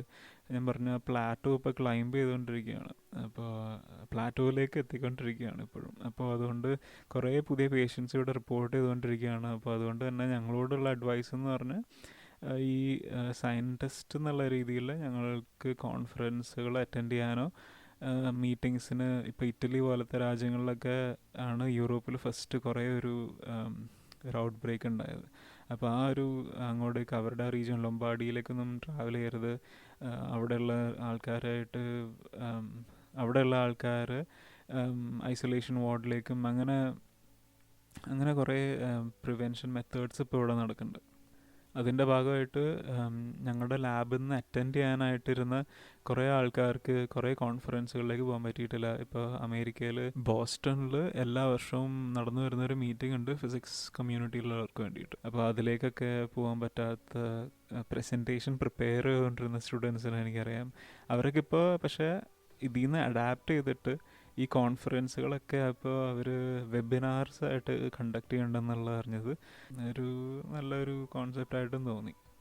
അപ്പോൾ ഇതാണ് ഇവിടുത്തെ ഒരു സിറ്റുവേഷൻ. ഇവിടെ ആൾക്കാർക്ക് കൊടുത്തേക്കുന്ന അഡ്വൈസും ഒരു എന്താണ് ആൾക്കാരോട് എടുക്കാൻ പറഞ്ഞേക്കണ ആക്ഷനും ഇതൊക്കെ തന്നെയാണ്. പിന്നെ ട്രാവൽ ചെയ്യുന്ന ആൾക്കാർ മാസ്ക് ഇടാൻ തുടങ്ങിയത്. അപ്പോൾ ഇതിനെക്കുറിച്ച് ഇവിടുത്തെ പേഴ്സ്പെക്റ്റീവിൽ ഞങ്ങളോട് പറഞ്ഞേക്കണ അനുസരിച്ച് പറയുകയാണെങ്കിൽ ഇവിടെ മാസ്ക് നിങ്ങൾ സിക്കാണെങ്കിൽ മാത്രം ഇടുക എന്നുള്ളതാണ്. നിങ്ങൾക്കിപ്പോൾ എന്തെങ്കിലും ഒരു ചെറിയ തോതിൽ COVID-19 ആവണമെന്ന് തന്നെ ഇല്ല, പക്ഷെ എന്തെങ്കിലും പനിയോ ചുമയൊക്കെ ഉണ്ടെങ്കിൽ നിങ്ങൾ അന്നേരം മാത്രം മാസ്ക് ഇടുക. അല്ലാണ്ട് പബ്ലിക്കിനെ തെറ്റിദ്ധരിപ്പിക്കുന്ന രീതിയിൽ, അതായത് ഇപ്പോൾ ഒരു ഭയങ്കര വലിയ സിറ്റുവേഷൻ നടക്കുകയാണ്, സിവിയർ ആണെന്ന് കാണിക്കാൻ വേണ്ടിയിട്ട്, അല്ലെങ്കിൽ നിങ്ങൾക്കത് ഫീൽ ചെയ്തിട്ട് നിങ്ങൾ അതിൻ്റെ ആ ഒരു ഫ്രസ്ട്രേഷനിൽ നിങ്ങൾ മാസ്ക് ഇടരുത് എന്നുള്ളത് ഒരു വലിയ ഇൻസ്ട്രക്ഷനായിട്ട് തോന്നി. പക്ഷെ ചില സ്റ്റഡീസ് അനുസരിച്ച് മാസ്ക് ഇടുന്നത് നിങ്ങളെ ഒരു എക്സ്റ്റെൻറ്റ് വരെ വൈറസ് നിങ്ങളിലേക്ക് എത്തുന്നതെന്ന് പ്രിവെൻറ്റ് ചെയ്യും എന്നുള്ളതാണ് തന്നെയാണ് കാണിച്ചേക്കുന്നത്. പിന്നെ ഒരു കൺഫ്യൂഷൻ ഉള്ളതെന്ന് പറഞ്ഞാൽ ഏത് മാസ്ക് ഇടണം എന്നുള്ളത്. ഞാൻ കണ്ടിട്ടുണ്ട് ചില ആൾക്കാർ N95 എന്ന് പറഞ്ഞ മാസ്ക് സ്പെസിഫിക്കലി നോക്കി മേടിക്കണത്. ചില ആൾക്കാർ സർജിക്കൽ മാസ്ക്സ് മേടിക്കണതിന് ഒരു എന്താണ് വിമർശം പോലെയൊക്കെ ചെയ്യുന്നത്. സർജിക്കൽ മാസ്ക് ഇട്ടിട്ട് കാര്യമില്ല, അത് ഡോക്ടേഴ്സിനുള്ളതാണെന്നൊക്കെ പറഞ്ഞിട്ടുണ്ട്. പക്ഷേ ഡോക്ടേഴ്സിൻ്റെ ഉള്ളിൽ ഇപ്പോൾ നടത്തിയ ഒരു സ്റ്റഡി അനുസരിച്ചിട്ട് ഇൻഫ്ലുവൻസ കേസുകൾ റിപ്പോർട്ട് ചെയ്തുകൊണ്ടിരുന്ന സമയത്ത് N95 മാസ്കും മെഡിക്കൽ മാസ്കും മാത്രം വെച്ച് നടത്തിയൊരു സ്റ്റഡിയിൽ അറിയാൻ സാധിച്ചതെന്താണെന്ന് പറഞ്ഞാൽ ഈ 2 മാസ്കും ഒരേ രീതിയിലുള്ള പ്രിവെൻഷൻ തന്നെയാണ് കൊടുത്തിരിക്കുന്നത്. ഈ മാസ്ക് ധരിച്ച ഓൾമോസ്റ്റ് 8% ഡോക്ടേഴ്സിലും ഇൻഫ്ലുവൻസ വൈറസ് പോസിറ്റീവ് ആവുകയും ബാക്കിയുള്ള ആൾക്കാർക്ക് പ്രശ്നമില്ലാണ്ട് വരികയും ചെയ്തു. അപ്പോൾ അതായത് ഏത് മാസ്ക് ഇട്ടാലും ഒരേ തരത്തിലുള്ള ഒരു പ്രിവെൻഷനാണ് കിട്ടിക്കൊണ്ടിരുന്നത് എന്നുള്ളതാണ് എൻ്റെ കൺക്ലൂഷൻ. അപ്പോൾ അതുകൊണ്ട് ഈ പേര് പറഞ്ഞാൽ നമ്മൾ ഭയങ്കര വില കൂടിയ N95 പോലത്തെ മാസ്കുകളോ അല്ലെങ്കിൽ FFP2 എന്നും പറഞ്ഞ മാസ്കുകളോ അല്ലെങ്കിൽ 3M മാസ്കുകളോ അതൊന്നും മേടിക്കേണ്ട ആവശ്യമില്ല. ശരിക്കും ഒരു സാധാരണ സർജിക്കൽ മാസ്ക് മേടിച്ചിട്ടാൽ മതി നിങ്ങളുടെ ഒരു ധൈര്യത്തിനും. പക്ഷെ മേടിച്ചിടുമ്പോൾ നിങ്ങൾക്ക് എന്തെങ്കിലും ഡിസീസ് ഉണ്ടെങ്കിൽ മാത്രം ഇടുക, ബാക്കിയുള്ളവരിലേക്ക് പാനിക്ക് വരാണ്ട്. ഇപ്പോൾ എയർപോർട്ടുകളിലൊക്കെ കൂടെ കണ്ടുവരുന്നൊരു കാഴ്ചയാണ് എല്ലാവരും മാസ്ക് ഇട്ടുകൊണ്ട് യാത്ര ചെയ്യണം. അപ്പോൾ ഇത് കൂടെ യാത്ര ചെയ്യുന്ന ആൾക്കാർക്കും അവർക്കൊരു പേടി വരുത്തുകയാണ് ബേസിക്കലി നിങ്ങളിങ്ങനെ ചെയ്യുമ്പോൾ. അപ്പോൾ മാസ്ക് ഇട്ടോളൂ, പക്ഷെ അത് ജസ്റ്റിഫൈഡ് ആണോ എന്ന് നിങ്ങളോട് തന്നെ ചോദിച്ചിട്ട് വേണം ഇടാനായിട്ട്. ഒരു മിത്ത് ഈ കൊറോണ വൈറസിനെ സംബന്ധിച്ചുള്ളതെന്ന് പറഞ്ഞാൽ ഫ്ലൂ ആണ് കൊറോണ വൈറസിനേക്കാളും കൂടുതൽ ഡെഡ്ലി എന്നും പറഞ്ഞ് കുറച്ച് വാട്സാപ്പ് ഫോർവേഡ്സ് ഒക്കെ ഉണ്ടായിരുന്നു. അപ്പോൾ സ്റ്റഡി അനുസരിച്ച് ഇൻഫ്ലുവൻസ ഫ്ലൂ പോലത്തെ ഫ്ലൂകളൊക്കെ വന്നിട്ട് 0.1% ആൾക്കാരാണ് മോർട്ടാലിറ്റി ഉണ്ടായിട്ടുള്ളൂ. പക്ഷേ കൊറോണ വൈറസ് വന്നതിന് ശേഷം 1.9 to 3.8% ആൾക്കാർ മരിച്ചതായിട്ട് റിപ്പോർട്ട്സ് ഉണ്ട്. പക്ഷേ ഈ നേരത്തെ പറഞ്ഞ പോലെ സിവിയർ ടൈപ്പും ഉണ്ട്, മൈൽഡ് ടൈപ്പും ഉണ്ട്. അപ്പോൾ ഈ മൈൽഡ് ടൈപ്പിൻ്റെ കേസസ് കൂടുന്തോറും ആൾക്കാരിൽ മോർട്ടാലിറ്റി റേറ്റ് കുറഞ്ഞു വരുവാണ്. സിവിയർ ടൈപ്പ് ഞാൻ പറഞ്ഞ പോലെ ചൈനയിലാണ് കൂടുതൽ റിപ്പോർട്ട് ചെയ്തിട്ടുള്ളത്. അപ്പോൾ അങ്ങനെ മോർട്ടാലിറ്റി റേറ്റ് ഓവറോൾ കുറഞ്ഞു വരുവാണ് ശരിക്കും. ഈ മൈൽഡ് ടൈപ്പ് കൂടി വരുന്നുണ്ട്. മൈൽഡ് ടൈപ്പ് വെച്ചിട്ടും മരണം സംഭവിക്കുക എന്നുള്ളത് ഭയങ്കര റെയർ കേസാണ്. വേറൊരു മിത്ത് എന്താണെന്ന് പറഞ്ഞാൽ, അല്ലെങ്കിൽ വേറൊരു കോൺസ്പിറസി തിയറി എന്താണെന്ന് പറഞ്ഞാൽ, ഈ കൊറോണ വൈറസ് ലാബിൽ സിന്തസൈസ് ചെയ്തെടുത്തൊരു വൈറസാണ്, ഒരു ബയോ വെപ്പണാണ്. പക്ഷേ നേരത്തെ പറഞ്ഞ പോലെ തന്നെ ഇമേജ് അനാലിസിസ് വെച്ചിട്ട് കൺഫേം ചെയ്തതാണ് ഇത് ബാറ്റെന്നും പിന്നെ ഈനാമ്പേച്ചിന്നൊക്കെ ഒറിജിനുള്ളൊരു വൈറസാണെന്ന്. അതിനകത്ത് ഒരു തരത്തിലുള്ള ജനറ്റിക് മോഡിഫിക്കേഷൻ സംഭവിച്ചിട്ടില്ല എന്നുള്ളത് വെരിഫൈ ചെയ്തിരിക്കുന്ന ഒരു കാര്യമാണ്. പിന്നെ വേറൊരു കാര്യം, പിള്ളേർക്ക് ഈ അസുഖം വരാൻ സാധ്യതയില്ല എന്നുള്ളത് കേൾക്കണ്ടേ. അപ്പോൾ പിള്ളേർക്ക് ചിലപ്പോൾ ഇത് അവരെ അഫക്റ്റ് ചെയ്യില്ലായിരിക്കും, പക്ഷെ അവർക്ക് ഒരു കാരിയറായിട്ട് ഇരിക്കാൻ പറ്റും. അവർക്കൊരു നമുക്ക് പാസ് ഓൺ ചെയ്യാൻ പറ്റും. ഇപ്പോൾ നമുക്ക് പിള്ളേരുണ്ടെങ്കിൽ നമ്മുടെ പിള്ളേർക്ക് കിട്ടുന്ന കൊറോണ വൈറസ് നമ്മളിലേക്ക് അവർക്ക് ട്രാൻസ്മിറ്റ് ചെയ്ത് തരാൻ പറ്റും. അപ്പോൾ അങ്ങനെ അവർക്കൊരു കാരിയറായിട്ട് വരെ ആക്ട് ചെയ്യാൻ പറ്റും അവർക്ക് വൈറസ് കിട്ടുവാണെങ്കിൽ. പിന്നെ കേട്ടിട്ടുണ്ട് ചൂട് ടെമ്പറേച്ചേഴ്സിൽ വൈറസ് സർവൈവ് ചെയ്യില്ല എന്നുള്ളത്. അത് ഒരു തരത്തിൽ വരെ ശരിയാണ്. ഇൻഫ്ലുവൻസനെ ബേസ് ചെയ്തിട്ടുള്ള ഡേറ്റ വെച്ചിട്ട്. പക്ഷേ കോൾഡ് ടെമ്പറേച്ചേഴ്സിൽ ഇപ്പോൾ ഓൾമോസ്റ്റ് വിൻ്ററാണ് യൂറോപ്പിലൊക്കെ, അപ്പോൾ അതുകൊണ്ട് കോൾഡ് ടെമ്പറേച്ചേഴ്സിൽ മനുഷ്യരുടെ ഇമ്മ്യൂൺ സിസ്റ്റം കുറവായിരിക്കും, അല്ലെങ്കിൽ വീക്കായിരിക്കും. അപ്പോൾ വൈറസസ് ആ ടെമ്പറേച്ചേഴ്സിൽ കൂടുതൽ റെപ്ലിക്കേറ്റ് ചെയ്യാനുള്ള സാധ്യതയും പിന്നെ മനുഷ്യരുടെ ഇമ്മ്യൂണിറ്റി കുറഞ്ഞു വരുന്നതുകൊണ്ട് വൈറസുകൾക്ക് കൂടുതൽ മനുഷ്യരിലേക്ക് എത്തിപ്പറ്റാനുള്ള ചാൻസസ് കൂടുകയും ചെയ്യുന്ന സമയമാണ് വിൻ്റർ. അപ്പോൾ തണുപ്പ് മാറി ചൂടാവുന്ന സമയത്ത് ഒരു ഡിക്രീസ് എക്സ്പെക്റ്റ് ചെയ്യുന്നുണ്ട്. പക്ഷേ ഇതൊരു സീസണൽ ഇൻഫ്ലുവൻസ ഫ്ലൂ പോലെ അടുത്ത വിൻ്ററിൽ ഇത് പിന്നെയും റീഎമേർജ് ചെയ്യാനുള്ള ചാൻസസും ഉണ്ടെന്നുള്ളതാണ് ഫൈൻഡിങ്. ഈ വൈറസിൻ്റെ കേസ് ഫസ്റ്റ് റിപ്പോർട്ട് ചെയ്ത സമയത്ത് ഒരു ജേർണലിസ്റ്റും ഡോക്ടേഴ്സൊക്കെ ഡിസപ്പിയർ ചെയ്ത് തുടങ്ങി. ചില ഡോക്ടേഴ്സ് കൊറോണ വൈറസ് ബാധിച്ച് തന്നെ മരിച്ചു. അപ്പോൾ അങ്ങനെ ഈ വൈറസ് ചൈനീസ് ഗവൺമെൻറ് പബ്ലിക് ആവാണ്ടിരിക്കാനായിട്ട്, അതായത് സാർസിൻ്റെ സമയത്ത് അവർ ചെയ്ത പോലെ തന്നെ വെറ്റ് മാർക്കറ്റ്സ് ക്ലോസ് ഡൗൺ ചെയ്യുകയും മീഡിയകളെ കംപ്ലീറ്റ്ലി ഒഴിവാക്കുകയും അവരുടെ നാട്ടിൽ നടക്കുന്ന കാര്യങ്ങൾ പുറത്ത് നാട്ടിലേക്ക് എത്താണ്ടിരിക്കാനായിട്ട് അവർ കംപ്ലീറ്റ് ഐസൊലേഷനിൽ വെക്കുകയും മീഡിയ ഐസൊലേഷനിൽ വെക്കുകയും ഒക്കെ ചെയ്തായിരുന്നു. അപ്പോൾ അതുപോലെ ഇപ്പോഴും അവർ ഈ വൈറസ് ബാധിച്ചപ്പോഴും ഇനീഷ്യലി അവർ അതങ്ങനെ ചെയ്തായിരുന്നു. ഇങ്ങനെ ഡോക്ടേഴ്സിനെയും ജേർണലിസ്റ്റിനെയും ഇതൊന്നും പുറം നാട്ടിലേക്ക് എത്താണ്ടിരിക്കാനായിട്ട്. പക്ഷേ ഞാൻ ഈ ഇടയ്ക്ക് DW ന്യൂസ് ഡോയ്ച്ച് വെല്ലെ എന്ന് പറഞ്ഞ വെബ്സൈറ്റിൽ അവർ റിപ്പോർട്ട് ചെയ്ത ഒരു ന്യൂസ് അനുസരിച്ച് ചാക്ക് കണക്കിന് ഡെഡ് ബോഡീസ് കൊറോണ വൈറസ് ബാധിച്ച പേഷ്യൻസ് മരിച്ചിട്ടുള്ളവരെ വാനിൻ്റെ ഉള്ളിൽ വെച്ച് എന്തോ ക്രിമേറ്റ് ചെയ്യാനോ കത്തിച്ച് കളയാനോ കൊണ്ടുപോകുന്ന ഒരു വീഡിയോ ഒക്കെ ഒരു ഡോക്ടർ, ചൈനയിൽ നിന്നുള്ള ഒരു ഡോക്ടർ ലീക്ക് ചെയ്ത് ചാനൽസിന് കൊടുത്ത് അങ്ങനെ വൈറലായിരുന്നു. അപ്പോൾ ഈ ഡോക്ടർ ഒരു എഡ്വേർഡ് സ്നോഡനെ പോലെ ഒരു വിസിൽ ബ്ലോവറാണെന്നാണ് പറയണത്. കുറേ മിസ്ഇൻഫർമേഷൻസ് വരാനുള്ള സാധ്യതയും ഒക്കെ ഉണ്ട്. അപ്പോൾ അതുകൊണ്ട് എപ്പോഴും നമുക്ക് ഈ വൈറസിനെ കുറിച്ച് അറിയണം തോന്നുകയാണെങ്കിൽ നമ്മൾ എപ്പോഴും ട്രസ്റ്റ് ചെയ്യേണ്ട ഒരു സോഴ്സ് എന്ന് പറഞ്ഞാൽ WHO വെബ്സൈറ്റാണ്. നമ്മുടെ നാട്ടിലെ മീഡിയനെ വരെ ട്രസ്റ്റ് ചെയ്യാൻ പറ്റുമെന്നുള്ള ഡൗട്ടാണ്. ഇപ്പോൾ അതുകൊണ്ട് എപ്പോഴും WHO പേജ് ഉണ്ട് കൊറോണ വൈറസിനെ കുറിച്ച്, അതെപ്പോഴും വിസിറ്റ് ചെയ്യുക. നിങ്ങൾ ഇപ്പോൾ യൂട്യൂബിനകത്ത് കൊറോണ വൈറസായിട്ട് സംബന്ധിച്ച് ഏത് വീഡിയോ കാണുമ്പോഴും അതിൻ്റെ താഴെ തന്നെ WHO കൊറോണ വൈറസിൻ്റെ ആർട്ടിക്കിൾസിനെ കുറിച്ചുള്ള ലിങ്ക് ഉണ്ട്, അവരുടെ വീഡിയോസ് ഉണ്ട്, എങ്ങനെയാണ് ഇത് പ്രിവെൻറ്റ് ചെയ്യേണ്ടതെന്നുള്ളതുണ്ട്, വൈറസിനെ കുറിച്ച് ഡിസ്ക്രൈബ് ചെയ്തുള്ളതുകൊണ്ട്. അപ്പോൾ അതൊക്കെ കാണുക, നമ്മൾ ഇൻഫോം ആക്കി വെക്കുക. നമ്മൾ ഇതിനു മുമ്പും വൈറസുകൾ അതിജീവിച്ച ആൾക്കാരാണ്. അപ്പോൾ അതുകൊണ്ട് ഇതും അങ്ങനത്തെ ഒരു ഫേസ് ആണെന്ന് മനസ്സിലാക്കി നമ്മൾക്ക് ഇതിൽ നിന്ന് സേഫായിട്ടിരിക്കാൻ പറ്റുമെന്ന് വിചാരിച്ചുകൊണ്ട് ഈ പോഡ്കാസ്റ്റിൽ ഞാൻ ഇന്ന് പറയാനിരുന്ന കാര്യങ്ങളൊക്കെ അവസാനിപ്പിക്കുന്നു. നിങ്ങളുടെ ഫ്രണ്ട്സിലേക്ക് ഈ പോഡ്കാസ്റ്റ് ഷെയർ ചെയ്യുക. ഈ പോഡ്കാസ്റ്റ് ഇപ്പോൾ ആങ്കറിൽ മാത്രമല്ല പല വെബ്സൈറ്റുകളിലും ഉണ്ട്. ഗൂഗിളിൽ കേക്കഡോ സെർച്ച് ചെയ്താൽ എല്ലാ സോഴ്സസും നിങ്ങൾക്ക് ലഭിക്കും. സ്പോട്ടിഫൈയിലാണ് എൻ്റെ പ്രിഫേർഡ് സ്ട്രീമിംഗ് സർവീസ്. അപ്പോൾ നിങ്ങൾ ചെക്കൗട്ട് ചെയ്യുക. അപ്പോൾ അതൊക്കെ ഒന്ന് എല്ലാ സ്ട്രീംസിൽ നിന്ന് കേൾക്കാൻ നോക്കുക, പബ്ലിസൈസ് ചെയ്യുക, നിങ്ങളുടെ ഫ്രണ്ട്സിന് ഷെയർ ചെയ്യുക. ഈ ഇടയ്ക്ക് പ്രദീപ് എന്ന് പറഞ്ഞ ഒരു ലിസണർ ഒരു ആർട്ടിക്കിൾ എഴുതിയുണ്ടായി കഴിഞ്ഞ എപ്പിസോഡിനെ കുറിച്ച്. അപ്പോൾ അങ്ങനെ നിങ്ങൾക്ക് ഷെയർ ചെയ്യാൻ പറ്റുന്ന രീതിയിലൊക്കെ ഷെയർ ചെയ്യുക. ഇതൊരു പുതിയ വെഞ്ചറാണ്. ഞാൻ ഭയങ്കര റവന്യൂ ഒന്നും ഉണ്ടാക്കണില്ല ഈ പോഡ്കാസ്റ്റിൽ നിന്ന്. ഇതൊരു ഫ്രീ പോഡ്കാസ്റ്റാണ്. നിങ്ങൾക്ക് പ്രത്യേകിച്ച് ചിലവൊന്നുമില്ല. നിങ്ങളുടെ ഫ്രണ്ട്സിലേക്ക് എത്തിക്കുക, മലയാളം ലാംഗ്വേജിനെ സപ്പോർട്ട് ചെയ്യുക. നമ്മുടെ ലാംഗ്വേജ് ഡിസപ്പിയർ ചെയ്തുകൊണ്ടിരിക്കുകയാണ്. ഞാനിപ്പോൾ ഈ പോഡ്കാസ്റ്റ് സംസാരിക്കുമ്പോൾ വരെ ഞാനൊരു ഹിപ്പോക്രൈറ്റാണ്. ഞാൻ മലയാളം പോഡ്കാസ്റ്റ് എന്ന് ഇട്ടിട്ട് ഇതിനകത്ത് കൂടുതലും ഇംഗ്ലീഷ് വാക്കുകളൊക്കെയാണ് യൂസ് ചെയ്യുന്നത്. അങ്ങനെ മലയാളം ലാംഗ്വേജ് ഇല്ലാണ്ടായിക്കൊണ്ടിരിക്കുകയാണ്. നമുക്കതിനെ സപ്പോർട്ട് ചെയ്യാൻ പറ്റുന്ന ഇങ്ങനത്തെ കുറച്ച് മീഡിയങ്ങളിലൂടെയാണ്. അതുകൊണ്ട് തന്നെയാണ് കഴിഞ്ഞ എപ്പിസോഡിൽ റാപ്പിനെ കുറിച്ചും അതെങ്ങനെയാണ് മലയാളം ലാംഗ്വേജിനെ മുമ്പോട്ട് എത്തിക്കുന്നതെന്നും പിന്നെ മലയാളം ലാംഗ്വേജിൻ്റെ ഒരു ഡിക്ഷണറീനെ കുറിച്ചും അതൊക്കെ ഞാൻ റീസെൻ്റ്ലി ഇൻസ്റ്റാഗ്രാമിലൊക്കെ പോസ്റ്റ് ചെയ്തായിരുന്നു, ഇൻസ്റ്റാഗ്രാമിലും ഫേസ്ബുക്കിലൊക്കെ. അപ്പോൾ അതൊക്കെ ഒന്ന് ചെക്കൗട്ട് ചെയ്യുക. കുറേ സോഴ്സസ് ഉണ്ട്. നമ്മുടെ മലയാളം സ്കൂളുകളിൽ പഠിച്ചിട്ട് മറന്നുപോയി യൂസ് ചെയ്യാണ്ട് കിടക്കുന്ന മലയാളത്തിനെ ഒന്നുകൂടെ ഒന്ന് വളർത്തിയെടുക്കാനായിട്ട്. അപ്പോൾ ഞാൻ ബേസിക്കലി ഈ പോഡ്കാസ്റ്റ് ചെയ്യുന്ന അതിന് വേണ്ടിയിട്ട് തന്നെയാണ്, എൻ്റെ മലയാളം ഇമ്പ്രൂവ് ചെയ്യാനായിട്ടാണ്. പക്ഷേ എനിക്കറിയാം ഞാൻ സംസാരിക്കുമ്പോൾ കുറേ ഇംഗ്ലീഷ് വാക്കുകളൊക്കെ കയറി വരുന്നുണ്ട്. അറിയില്ല, ഈ ജനറേഷൻ്റെ പ്രശ്നമായിരിക്കും.